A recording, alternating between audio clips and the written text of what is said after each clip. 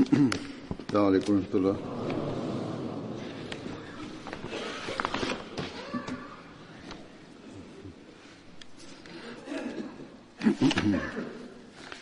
أشهد أن لا إله إلا الله وحده لا شريك له وأشهد أن محمدا عبده ورسوله.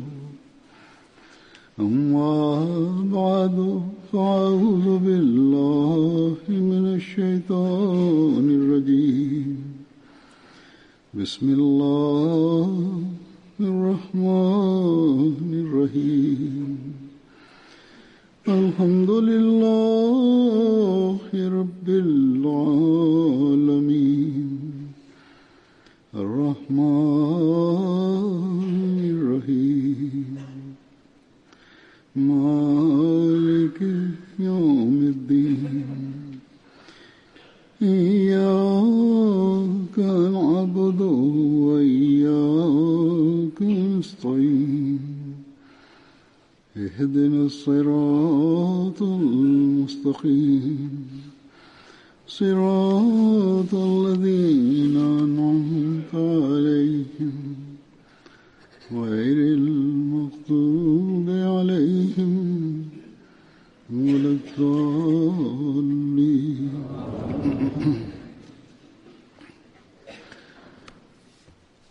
اليوم أيضا سأذكر بعض الصحابة البدريين، وأولهم سيدنا عامر بن ربيعة رضي الله عنه.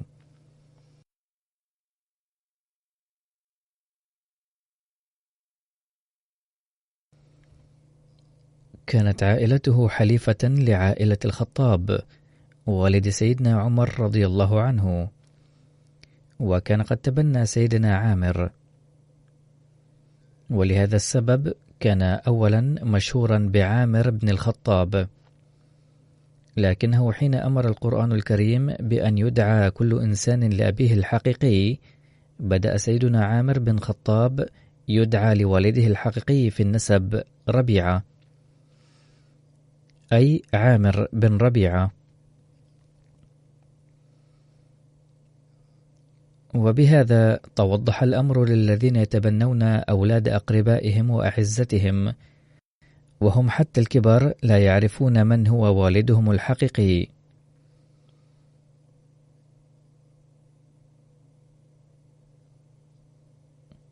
إذ يسجل اسم المتبني في الهوية والوثائق الحكومية الأخرى أيضا.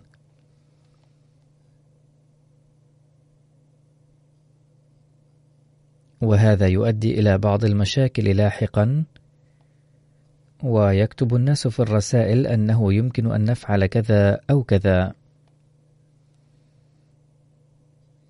لذا يجب العمل دوما بحسب ما أمرنا القرآن الكريم، ما عدا الأولاد الذين يقدمون أو يتم الحصول عليهم من المؤسسات، ويكون اسم الوالد مجهولا.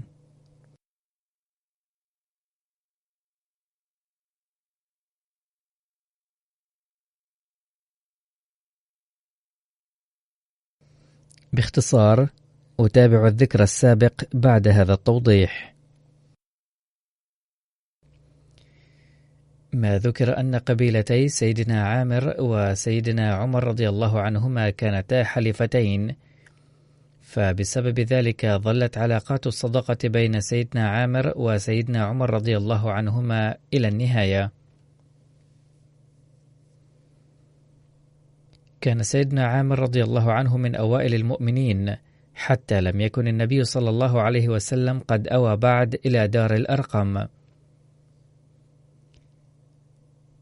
هاجر سيدنا عامر رضي الله عنه مع زوجته ليلى بنت أبي حثمة إلى الحبشة، ثم عاد من هنالك، ولاحقا هاجر إلى المدينة مع زوجته، ولزوجته شرف كونها أول المهاجرات إلى المدينة.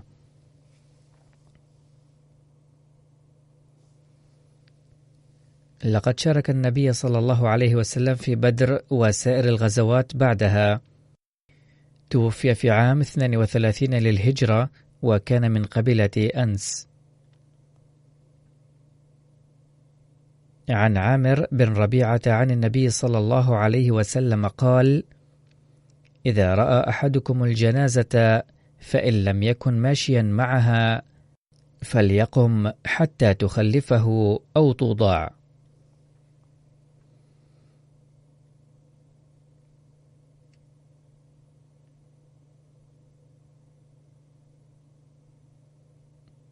عن عبد الله بن عامر عن أبيه عامر رضي الله عنهما أنه قام ذات ليلة ليصلي يوم كانت الخلافات والفتنة زمن سيدنا عثمان رضي الله عنه قد بدأت،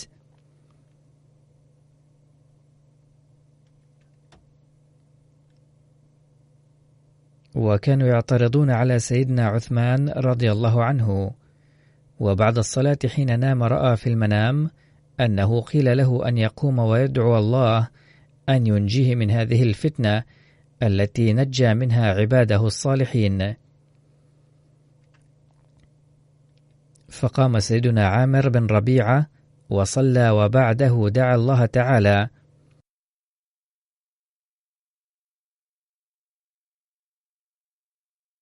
ثم مرض ولم يخرج من بيته حتى شيعت جنازته، وهكذا قد حماه الله تعالى من الفتنة.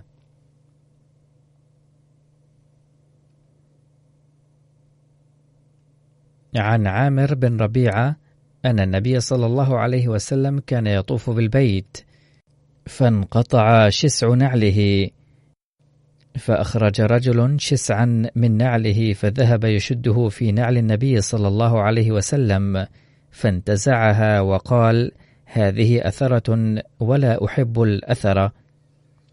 لهذه الدرجة كان النبي صلى الله عليه وسلم يهتم بأن ينجز أعماله بيده.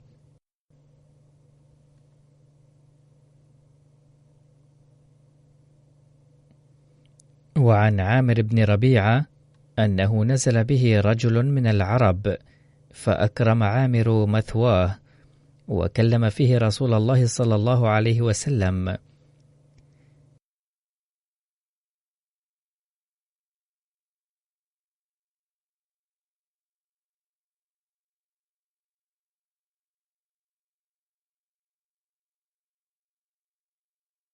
فجاءه الرجل فقال: إني استقطعت رسول الله صلى الله عليه وسلم واديا ما في العرب واد أفضل منه،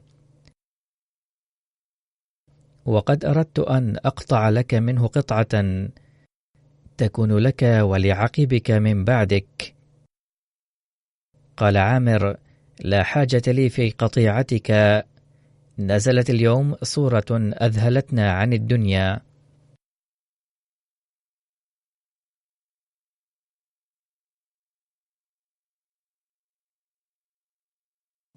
اقترب للناس حسابهم وهم في غفلة معرضون.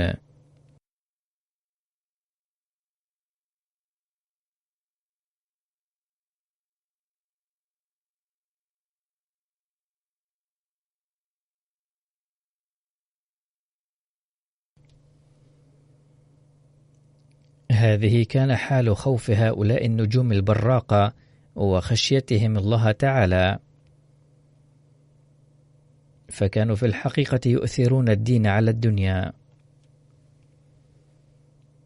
قال عامر بن ربيعة: سمعت زيد بن عمرو بن نفيل يقول: إنا لننتظر نبيا من ولد إسماعيل ثم من بني عبد المطلب، ولا أراني أدركه وأنا أؤمن به وأصدقه وأشهد أنه نبي، فإن طالت بك حياة ورأيته فأقرئه مني السلام، وسأخبرك ما نعته حتى لا يخفي عليك.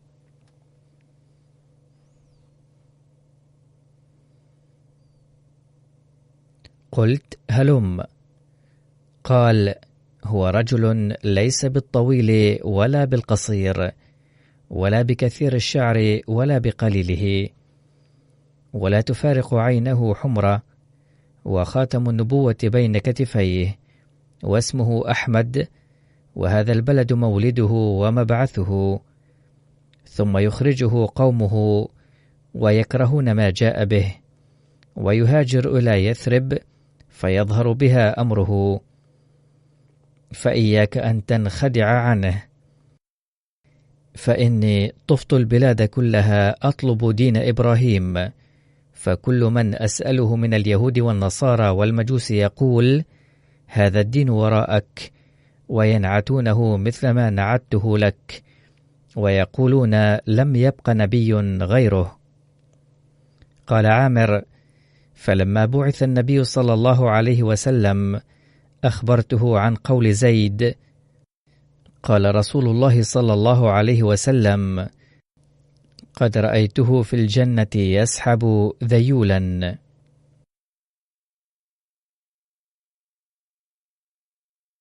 فهكذا ورد في رواية أنه لم يبق نبي غيره، فليس المراد منها أنه ما أنبأ به النبي صلى الله عليه وسلم عن بعثة نبي من الأمة هو خطأ، إنما المراد منه أنه هو النبي المشرع الأخير صلى الله عليه وسلم حصرا، ولن تأتي أي شريعة جديدة، وأن كل ما سيبعث إنما سيأتي تابعا له صلى الله عليه وسلم، وهذا ما نجده في الأحاديث والقرآن الكريم أيضا.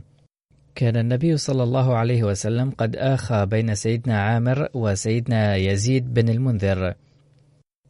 توفي سيدنا عامر بن ربيعة بعد بضعة أيام من شهادة سيدنا عثمان رضي الله عنه.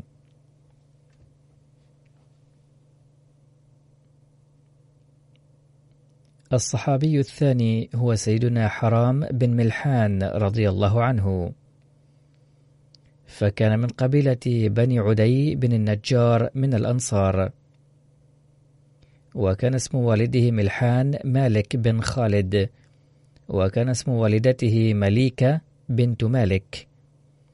كانت إحدى أخواته السيدة أم سليم، وهي والدة سيدنا أنس بن مالك وزوجة سيدنا أبي طلحة الأنصاري، وأخته الثانية السيدة أم حرام زوجة سيدنا عبادة بن الصامت رضي الله عنه.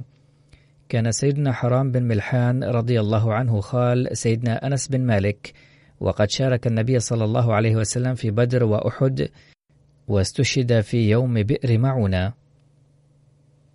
عن أنس بن مالك أنه جاء بعض الناس إلى النبي صلى الله عليه وسلم فقالوا له أن يبعث معهم أناسا يعلمونهم القرآن والسنة، فأرسل النبي صلى الله عليه وسلم معهم 70 قارئا من الأنصار، وكان منهم خالي حرام أيضا. كانوا يتدارسون القرآن ليلا ويتعلمون، وكانوا يجلبون الماء نهارا إلى المسجد، وكانوا يحتطبون في الغابة ويشترون الغلال لأصحاب الصفة. لقد تناولت قصة بئر معونة واستشهاد سيدنا حرام بن ملحان في الخطب قبل أشهر، وذكرت بعضها أيضا مرة أو مرتين، والآن أقدم لكم من البخاري بعض الروايات التي لم تذكر من قبل.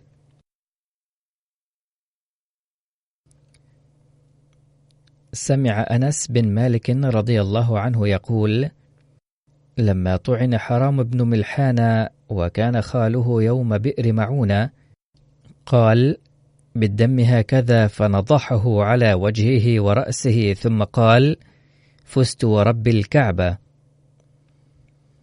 عن أنس رضي الله عنه أن النبي صلى الله عليه وسلم أتاه رعل وذكوان وعصية وبنو لحيان، فزعموا أنهم قد أسلموا واستمدوه على قومهم، فأمدهم النبي صلى الله عليه وسلم ب70 من الأنصار. قال أنس رضي الله عنه: كنا نسميهم القراء، يحطبون بالنهار ويصلون بالليل، فانطلقوا بهم حتى بلغوا بئر معونة، غدروا بهم وقتلوهم، فقنت شهرا، وفي بعض الروايات 40 يوما، يدعو على رعل وذكوان وبني لحيان.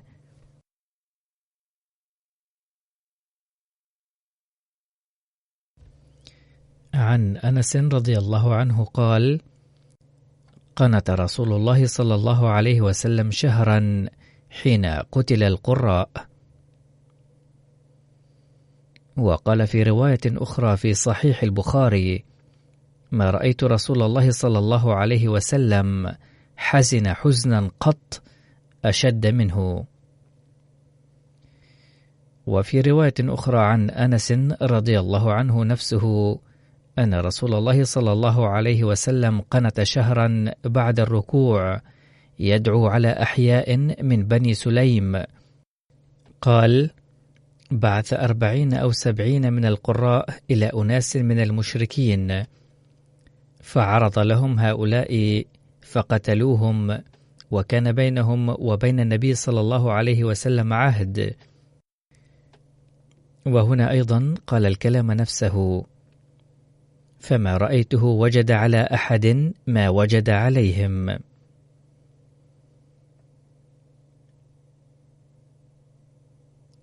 ثم ورد في سيرة ابن هشام: وكان جبار بن سلمى في من حضرها يومئذ مع عامر ثم أسلم، فكان يقول: إن مما دعاني إلى الإسلام أني طعنت رجلا منهم يومئذ بالرمح بين كتفيه، فنظرت إلى سنان الرمح حين خرج من صدره، فسمعته يقول: فزت ورب الكعبة والله. فقلت في نفسي: ما فاز، ألست قد قتلت الرجل؟ قال: حتى سألت بعد ذلك عن قوله فقالوا: للشهادة، فقلت: فاز لعمري والله.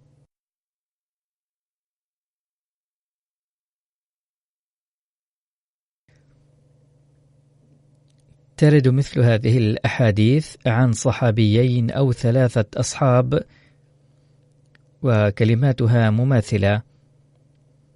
وكان هؤلاء الناس يرون نيل رضوان الله تعالى الغاية الحقيقية، وما كانوا يهدفون إلى إحراز النجاحات الدنيوية.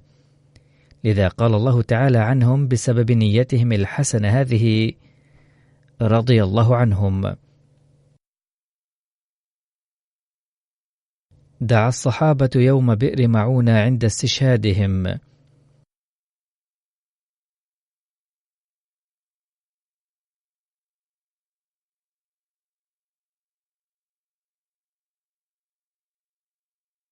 اللهم بلغ عنا نبينا أنا قد لقيناك فرضينا عنك ورضيت عنا. قال أنس رضي الله عنه: جاء النبي صلى الله عليه وسلم جبريل عليه السلام وأخبره بأن أصحابك لقوا الله تعالى ورضي الله تعالى عنهم.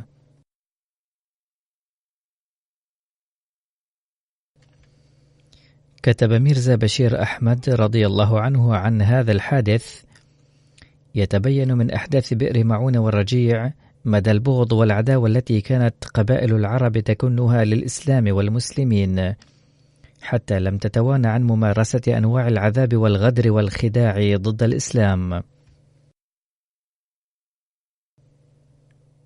وأما المسلمون فبالرغم من ذكائهم وتيقظهم الكامل كان يقعون في فخ الكفار بسبب حسن الظن الذي يليق بالمؤمن.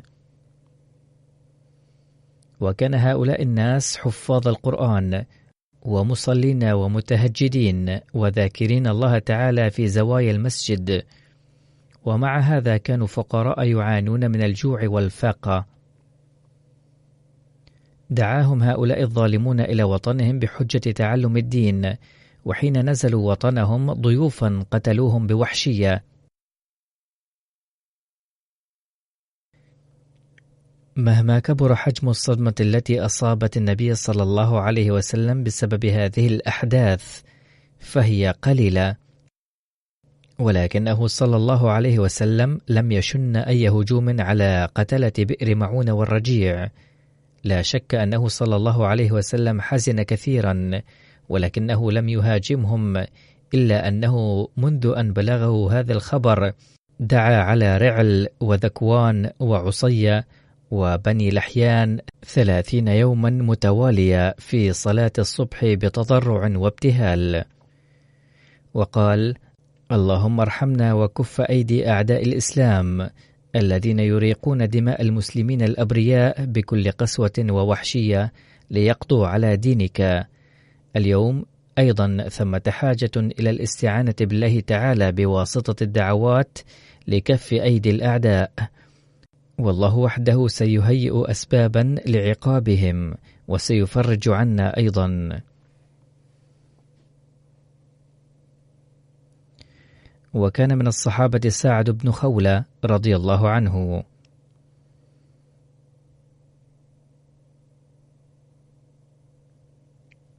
قال البعض أنه مولى أبي رهم بن عبد العزى العامري الذي كان قد حرره. أسلم وكان من المسلمين السباقين والذين هاجروا إلى الحبشة في المرة الثانية. حين هاجر من مكة إلى المدينة أقام عند كلثوم بن هدم. ذكره ابن إسحاق وموسى بن عقبة في من شهدوا بدرا. وحين شهد سعد بن خولة بدرا كان عمره 25 عاما، وشهد أحدا والخندق والحديبية.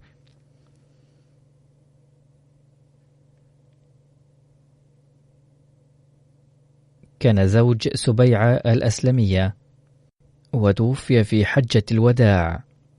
ولدت زوجته بعد وفاته بليال، فقال لها رسول الله صلى الله عليه وسلم: قد حللت فانكحي من شئت. ولم يختلفوا في أن سعد بن خولة مات بمكة في حجة الوداع، إلا ما ذكره الطبري محمد بن جرير، فإنه قال: توفي سعد بن خولة سنة 7.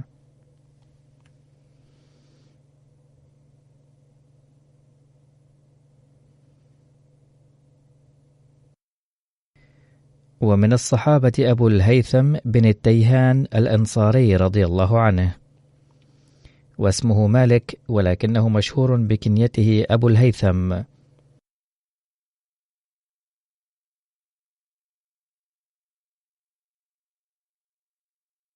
كانت أمه ليلى بنت عتيك البلوي، وعند معظم العلماء هو من بلي من عمرو حليف لبني عبد الأشهل أحد بطون الأوس. قال محمد بن عمرو: وكان أبو الهيثم يكره الأصنام في الجاهلية ويؤفف بها ويقول بالتوحيد، هو وأسعد بن زرارة، وكانا من أول من أسلم من الأنصار بمكة. ويجعل أبو الهيثم أيضا من 6 النفر الذين يروى أنهم أول من لقي رسول الله صلى الله عليه وسلم من الأنصار بمكة، فأسلموا قبل قومهم وقدموا المدينة بذلك وأفشوا بها الإسلام. وعند البعض أسلم أسعد بن زرارة مع 6 نفر في مكة قبل بيعة العقبة الأولى، وعاد إلى المدينة فبشر أبا الهيثم بالإسلام، ولأنه كان يتحرى عن دين الفطرة سلفا فقبل الإسلام فورا. ثم كان بين الوفد المؤلف من 12 شخصا الذين أتوا مكة لبيعة العقبة الأولى وبيع النبي صلى الله عليه وسلم في مكة. كتب ميرزا بشير أحمد رضي الله عنه في سيرة خاتم النبيين صلى الله عليه وسلم: لقيهم النبي صلى الله عليه وسلم بالعقبة بعيدا عن الناس، فأخبروه بأحوال يثرب وبايعوا جميعا على يده في هذه المرة. وهذه البيعة كانت حجر الأساس للإسلام في المدينة، ولأن الجهاد لم يكن قد فرض بعد، لذا أخذ النبي صلى الله عليه وسلم منهم البيع بالكلمات التي كان يأخذ بها البيعة من النساء بعد فرض الجهاد، وهي: بايعنا رسول الله على ألا نشرك بالله شيئا، ولا نسرق، ولا نزني، ولا نقتل، ولا نأتيه ببهتان نفتريه بين أيدينا وأرجلنا ولا نعصيه في معروف. وبعد البيعة قال لهم النبي صلى الله عليه وسلم: إن وفيتم فلكم الجنة، وإن غشيتم من ذلك شيئا فأمركم إلى الله، إن شاء عذب وإن شاء غفر. هذه البيعة معروفة ببيعة العقبة الأولى، لأن المكان الذي أخذت فيه البيعة يسمى العقبة، ويقع بين مكة ومنى، والعقبة تعني الطريق الجبلي المرتفع. كان أبو الهيثم من 6 نفر أتوا مكة وأسلموا قبل قومهم، وقدموا المدينة بذلك وأفشوا بها الإسلام. ورد عنه في رواية أنه أول من لقي رسول الله صلى الله عليه وسلم من الأنصار بمكة شهد بيعة العقبة الأولى. وقد أجمع الباحثون كلهم على أن النبي صلى الله عليه وسلم جعل 12 نقيبا من الأنصار عند بيعة العقبة الثانية، وكان أبو الهيثم أحدهم.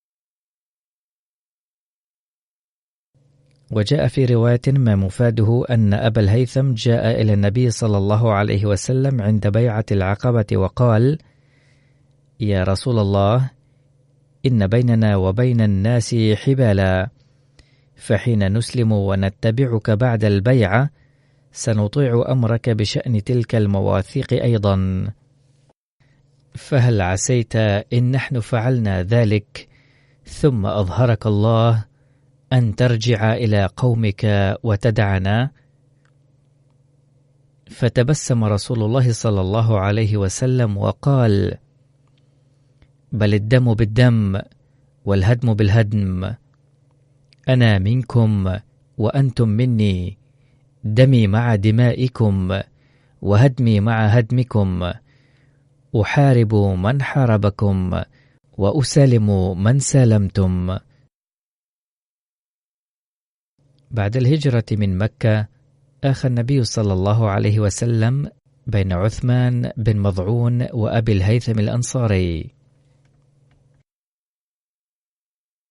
عن جابر بن عبد الله رضي الله عنهما أن النبي صلى الله عليه وسلم دخل على رجل من الأنصار ومعه صاحب له، فقال له النبي صلى الله عليه وسلم: إن كان عندك ماء بات هذه الليلة في شنة وإلا كرعنا.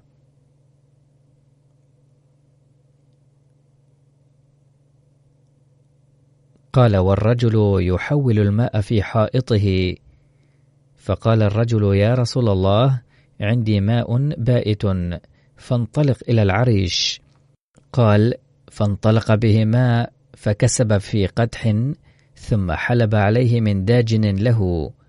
قال: فشرب رسول الله صلى الله عليه وسلم، ثم شرب الرجل الذي جاء معه.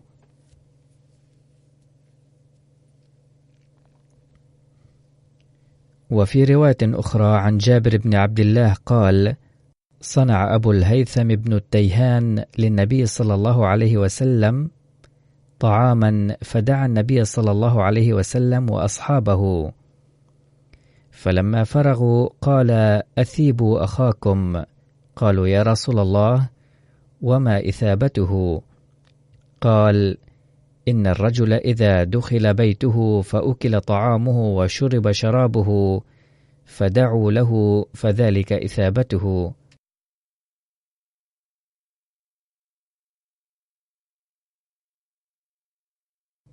أقول: هذه أخلاق فاضلة يجب أن يتحلى بها كل مسلم.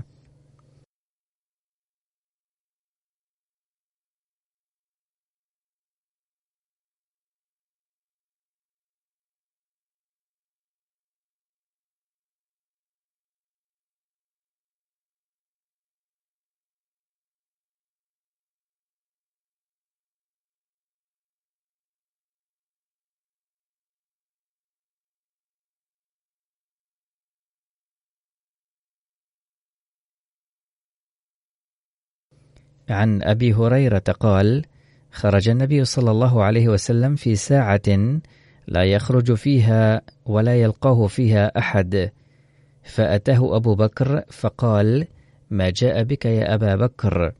فقال: خرجت ألقى رسول الله صلى الله عليه وسلم وأنظر في وجهه والتسليم عليه. فلم يلبث أن جاء عمر فقال: ما جاء بك يا عمر؟ قال: الجوع يا رسول الله. فقال رسول الله صلى الله عليه وسلم: وأنا قد وجدت بعض ذلك. فانطلقوا إلى منزل أبي الهيثم بن التيهان الأنصاري، فلم يجدوه، فقالوا لامرأته: أين صاحبك؟ فقالت: انطلق يستعذب لنا الماء. فلم يلبثوا أن جاء أبو الهيثم بقربة يزعبها فوضعها، ثم جاء يلتزم النبي صلى الله عليه وسلم ويفديه بأبيه وأمه، ثم انطلق بهم إلى حديقة فبسط لهم بساطا، ثم انطلق إلى نخلة فجاء بقنو فوضعه، فقال النبي صلى الله عليه وسلم: أفلا انتقيت لنا من رطبه؟ فقال: يا رسول الله، إني أردت أن تختاروا، أو قال: تخيروا من رطبه وبسره، فأكلوا وشربوا من ذلك الماء.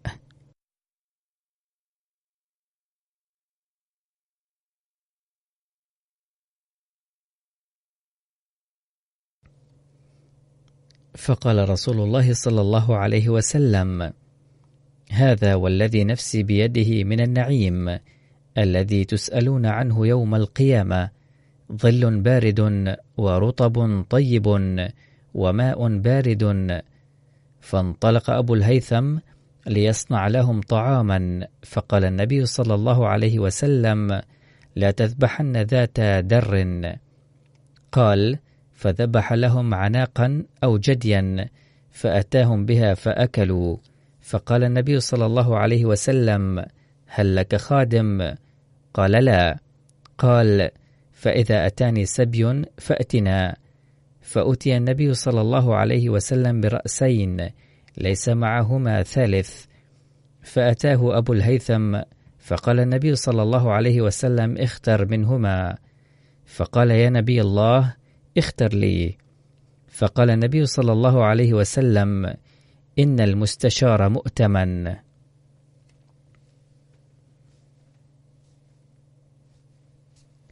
هذا الكلام جدير بالانتباه بوجه خاص، ويجب على المستشار أن يعطي أحسن مشورة. ثم قال: خذ هذا فإني رأيته يصلي، واستوص به معروفا. فانطلق أبو الهيثم إلى امرأته فأخبرها بقول رسول الله صلى الله عليه وسلم. فقالت امرأته: ما أنت ببالغ ما قال فيه النبي صلى الله عليه وسلم إلا أن تعتقه. قال: فهو عتيق.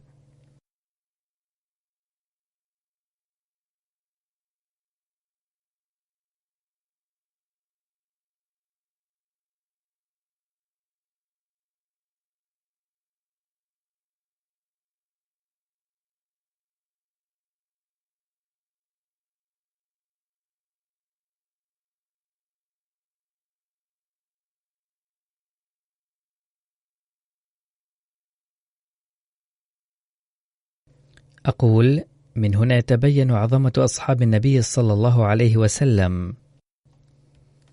شهد أبو الهيثم مع النبي صلى الله عليه وسلم غزوة بدر وأحد والخندق وغيرها. وبعد استشهاد عبد الله بن رواحة في غزوة مؤتة، بعث النبي صلى الله عليه وسلم أبا الهيثم خارصا على نخيل خيبر. وبعد وفاته صلى الله عليه وسلم أراد أبو بكر رضي الله عنه أن يبعثه للغرض نفسه، ولكنه اعتذر. فقال له أبو بكر رضي الله عنه: كنت تفعل ذلك في عهد النبي صلى الله عليه وسلم. فقال: كنت أخرص للنبي صلى الله عليه وسلم، ولما أعود كان النبي صلى الله عليه وسلم يدعو لي، أي خطر ببال أبي الهيثم أنه كان يحظى بدعاء النبي صلى الله عليه وسلم على فعله هذه، وكان هذا أمرا عاطفيا، فلما سمع أبو بكر رضي الله عنه ذلك منه لم يبعثه. من المعلوم أن أبا الهيثم ذكر كيفيته العاطفية، وإلا كان الصحابة مطيعين دائما ولم يعصوا أمرا قط، بمعنى أنه لو أمر أبو بكر رضي الله عنه أحدا منهم لكان عصيانه أمره رضي الله عنه مستحيلا تماما. وإن عدم إصرار أبي بكر رضي الله عنه على إرساله لهذا الغرض يوحي بجلاء أنه فهم حالة أبي الهيثم العاطفية، ولم يأمره بعد ذلك بالذهاب لهذا الغرض.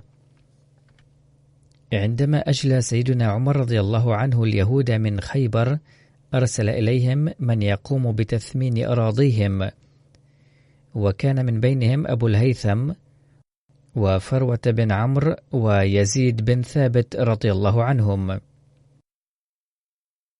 فقدروا ثمن أرض ونخل أهل خيبر، فأعطاهم عمر رضي الله عنه نصف هذا الثمن، وكان أكثر من 50,000 درهم.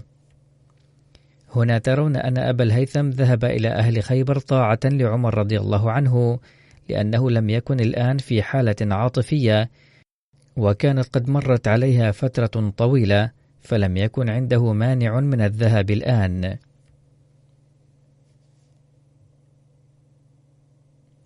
وهناك رواية عن أبي الهيثم عن إلقاء السلام، فعن أبي الهيثم أن رسول الله صلى الله عليه وسلم قال: من قال السلام عليكم فله 10 حسنات، ومن قال السلام عليكم ورحمة الله فله 20 حسنة، ومن قال السلام عليكم ورحمة الله وبركاته فله 30 حسنة. وهناك اختلاف في زمن وفاة أبي الهيثم، يرى البعض أنه توفي في عهد عمر رضي الله عنهما، ويرى غيره أن وفاته كانت في السنة 20 أو 21 الهجرية. وهناك من يقول أنه استشهد في حرب صفين، وكان في حزب علي رضي الله عنه، وذلك في السنة 27 للهجرة. هؤلاء هم الصحابة الذين قدموا لنا الأسوة وعلمونا كثيرا من الأمور، رفع الله درجاتهم باستمرار، آمين. بعد صلاة الجمعة سوف أصلي جنازة الغائب على 2، أولهما الصاحب زادة ميرزا مجيد أحمد بن حضرة ميرزا بشير أحمد رضي الله عنه، حيث توفي في 14 من أغسطس الحالي، وكان عمره 94 عاما، إنا لله وإنا إليه راجعون. في عام 2000 خضع لعملية قلب في أمريكا، وأصيب إثرها بفالج، فظل مريضا طوال هذه المدة تقريبا. ولد في قاديان في 18 من يوليو 1924 في بيت حضرة ميرزا بشير أحمد والسيدة سرور سلطانة بنت حضرة غلام حسن. نال تعليمه الابتدائي في قاديان، اجتاز امتحان الثانوية في مدرسة تعليم الإسلام بقاديان، ثم نال شهادة الماجستير في مادة التاريخ بدرجة ممتاز من الكلية الحكومية بلاهور عام 1949. لما نال شهادة الماجستير أرسل الإخوة رسائل التهاني لحضرة ميرزا بشير أحمد رضي الله عنه، فشكرهم على ذلك، وكتب أيضا: الحق أن جماعة المؤمنين قائمة على مشاركة بعضهم بعضا في الأفراح والأتراح، وهي تنال السعادة والسكينة والقوة نتيجة هذه المشاركة، وهذه هي النقطة الجوهرية في نظرية الجماعة. ثم كتب حضرته: أرجو من الإخوة أنه علاوة على مشاركتهم في فرحتنا هذه أن يدعو الله تعالى أن يرزق مجيد أحمد العلم الحقيقي أيضا، ثم يوفقه للعمل به كما وفقه لإكمال المعيار الظاهري للعلم، لأن هذا هو منتهى غاية حياتنا.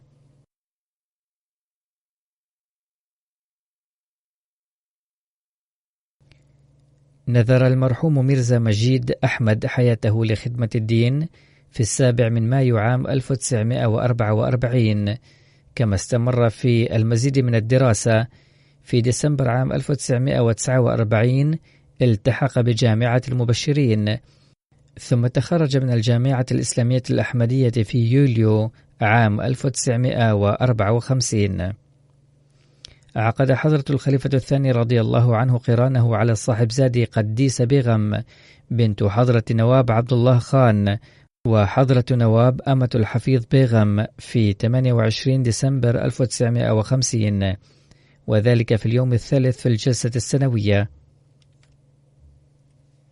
أما أولاده فبنته الكبرى هي السيدة نصرة جهان المحترمة، وزوجة ميرزا نصير أحمد طارق حفيد حضرة ميرزا بشير أحمد، ثم له ابن هو ميرزا محمود أحمد، ثم له بنت اسمها در ثمين وهي زوجة أحد أبناء مير محمود أحمد المحترم، ثم له ابن هو ميرزا غلام قادر الشهيد الذي تزوج أمة نصير بن سيد مير داود أحمد. ثم في المقام الخامس له بنت اسمها فائزة وهي زوجة سيد مدثر أحمد، وهو واقف لحياته لخدمة الدين.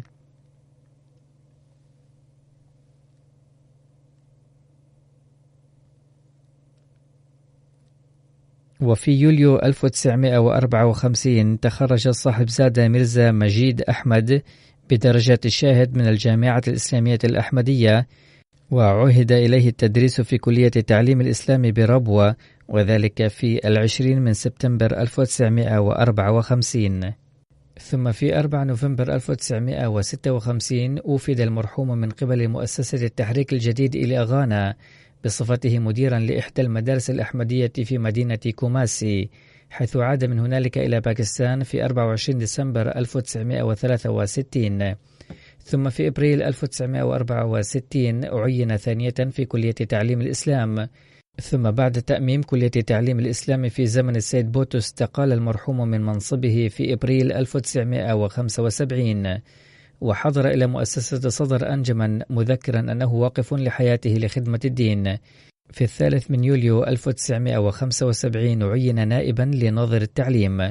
وفي عام 1976 قام حضرة الخليفة الثالث رحمه الله بجولة لأمريكا وبلاد أوروبية، وقد رافقه ميرزا مجيد أحمد في هذه الرحلة بصفته سكرتيرا خاصا له. وفي عام 1978 عين نائبا للناظر الأعلى، وتقاعد من هذا المنصب عام 1984. كتب صهره السيد مدثر أحمد.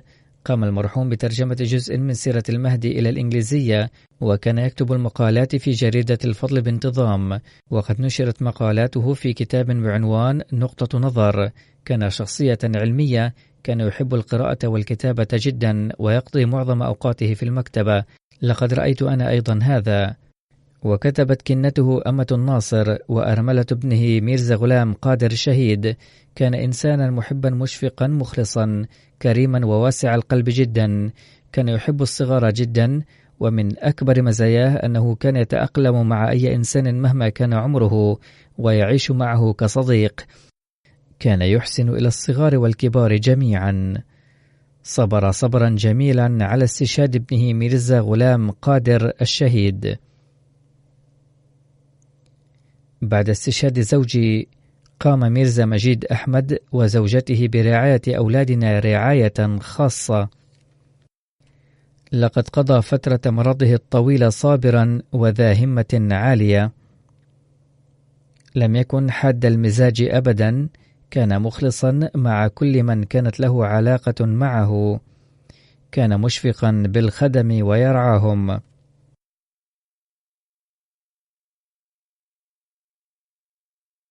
ويقول صهره ميرزا نصير أحمد: كان ميرزا مجيد أحمد ذا رأي سديد، كان له رأي واضح بين، ولم يكن من الذين يتفقون مع آراء الآخرين بدون فحص، بل كان يبدي رأيه نظرا إلى ما هو الحق. تغمد الله المرحوم بواسع مغفرته ورحمته، ووفق أولاده للحفاظ على حسناته باستمرار، وجعلهم مرتبطين بالخلافة والجماعة دائما. آمين. والجنازة الثانية هي لسيدة سيدة نسيم أخطر، زوجة السيد محمد يوسف من قرية أنبانوريا من محافظة شيخابورا، حيث توفيت في 27 من يوليو 2018. إنا لله وإنا إليه راجعون. كانت حفيدة لحضرة ولي محمد أحد أصحاب المسيح الموعود عليه السلام، وبنتا لقاضي دين محمد. بعد انقسام الهند هاجر والدها مع عائلته من قاديان واستوطن بربوة، وبعد زواجها قضت حياتها كلها في قرية آبانوريا. لقد وفق الله تعالى لخدمة الجماعة في مناصب شتى، حيث ظلت تعمل كرئيسة للجنة إماء الله في قريتها طيلة 18 عاما. كانت مواظبة على الصوم والصلوات الخمس وصلاة التهجد. كانت ترعى الفقراء والمساكين وتحسن إلى الجيران. كانت سيدة بسيطة متواضعة ومخلصة جدا، تتلو القرآن بانتظام وتقرأه مع الترجمة وتتدبر فيه ثم تسعى للعمل به. كانت تعلم الأولاد القرآن الكريم. لقد تعلم على يدها عدد كبير من الأولاد الأحمديين وغير الأحمديين. أحد أبنائها يعمل داعية في بلاد مالي غرب أفريقيا. لما أمر ابنها هذا بالذهاب للدعوة إلى مالي، كان وباء إيبولا متفشيا في غرب إفريقيا، فقال لها بعض غير الأحمديين: لا ترسل ابنك إلى هناك نظرا إلى خطر هذا الوباء المتفشي بشدة. فلم تلبث أن ردت عليهم قائلة: نذرت ابني الاثنين في سبيل الله بعد كثير من الدعاء، علما أن لها ابنين موقوفين لخدمة الدين وكلاهما من الدعاة، وبعد نذرهما قد صارا لله تعالى، ولا أبالي أين وكيف يريد الله تعالى أن يستعملهما لخدمة دينه. وإني لفخورة بأن الله تعالى قد وفق ابني لخدمة الدين. وكانت توصي ابنيها دائما بقولها: إن الله تعالى قد أتاح لكما فرصة لخدمة دينه، فعليكما الوفاء له عز وجل ولوقفكما طيلة الحياة. كانت المرحومة منخرطة في نظام الوصية في الجماعة. ابنها السيد ناصر أحمد ناصر داعية في مالي، وابنها الآخر أنصر محمود يعمل داعية في باكستان. لم يستطع ابنها الذي هو في مالي أن يشترك في جنازتها. ألهمه الله الصبر والهمة، ورفع درجات المرحومة وجعل حسناتها باقية ومستمرة في نسلها.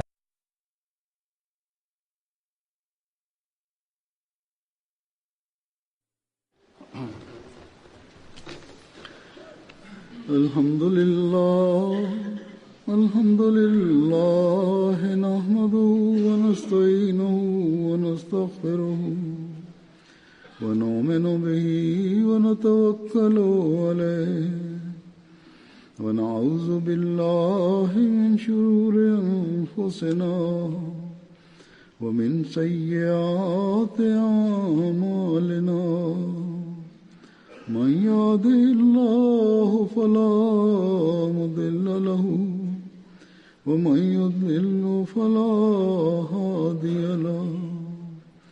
ونشهد أن لا إله إلا الله ونشهد أن محمدا عبده ورسوله. عباد الله رحمكم الله، إن الله يأمر بالعدل والإحسان وإيتاء ذي القربى وينهى عن الفحشاء والمنكر والبغي يعظكم لعلكم تذكرون. اذكروا الله يذكركم وادعوه يستجب لكم ولذكر الله أكبر.